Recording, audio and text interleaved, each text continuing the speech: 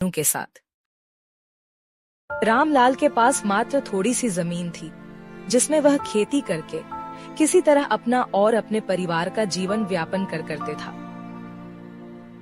रामलाल दिन रात मेहनत करता, लेकिन फिर भी उसका घर बहुत ही मुश्किल से चलता। एक दिन रामलाल खेत से घर की और लौट रहा था। थकान के कारण रामलाल एक पेड़ के नीचे बैठ जाता है और अपने आप को मन ही मन में कोसने लगता है। हे भगवान, इतनी मेहनत करने के बाद भी मैं अपने परिवार के लिए पेट भरने जितना अनाज उगा नहीं पाता हूँ। ये सोचकर रामलाल की आंख लग जाता है और वो वही जमीन पर सो जाता है। इधर घर में रामलाल की पत्नी और बच्चे चिंता कर रहे थे।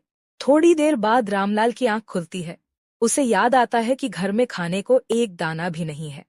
रामलाल जल्दी से घर की ओर चल जाता है।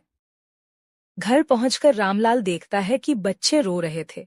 भूख के कारण पत्नी एक कोने में उदास बैठी है। रामलाल अपनी पत्नी से बोलता है, क्या हुआ सीता, बच्चे रो क्यों रहे हैं?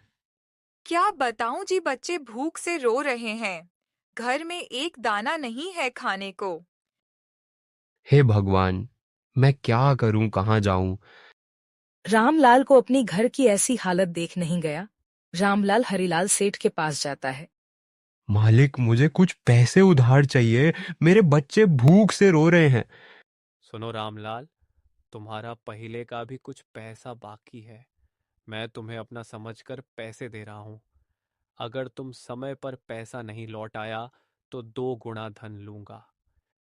मालिक, मैं आपको समय से पहले ही लौटा दूंगा। हरिलाल सेठ से पैसा लेकर रामलाल वहां से चल देता है।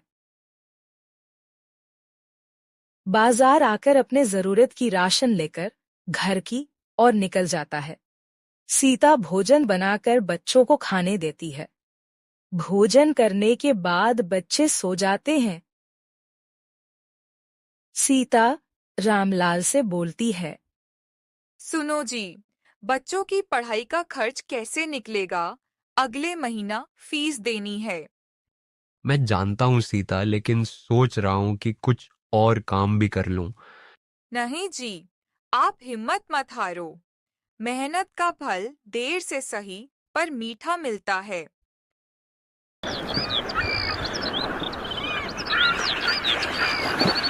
अगली सुबह रामलाल खेत की ओर जाता है। रामलाल देखता